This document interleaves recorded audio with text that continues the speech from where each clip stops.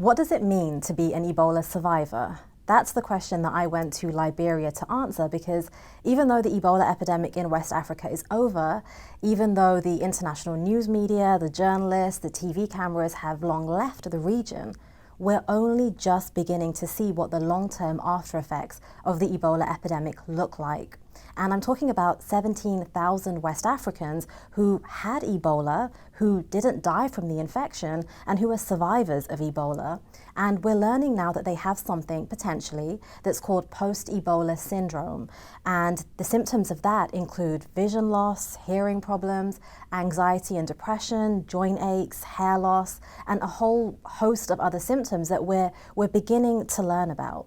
I went to Liberia to report on post-Ebola syndrome. My trip was supported by the Pulitzer Center, and I was reporting for Foreign Policy and Scientific American. And specifically, I went to Liberia because that's where the largest clinical study of post-Ebola syndrome is taking place. So more than 1,000 Liberians have been recruited to this study so that scientists can learn over the long term what it means to be an Ebola survivor, whether you were a pregnant woman who had Ebola, whether you were an adult man, or whether you were a child who survived infection with this virus.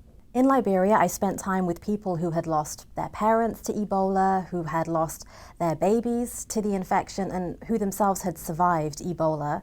I went with them on clinic visits, and I also got to spend really happy occasions with them. There was a wedding I attended of a woman, an Ebola survivor, who was marrying another Ebola survivor, and I wanted to learn what they felt the future looked like for them. I wanted to be able to share their happy moments and their sad moments, and to learn about their hopes and their fears. I left Liberia with a better understanding of what it means to be an Ebola survivor, but also with more questions and perhaps a broader definition of what an Ebola survivor is.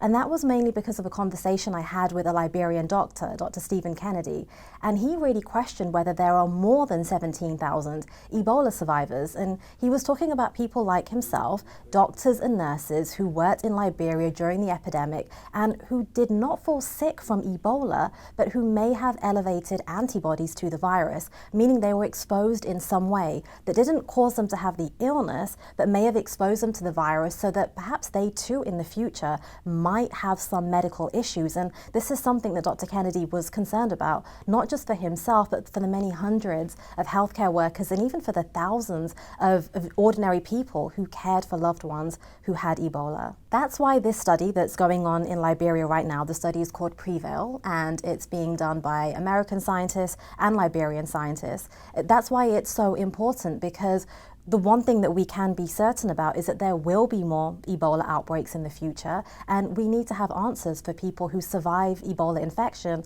and want to know what the future looks like for them.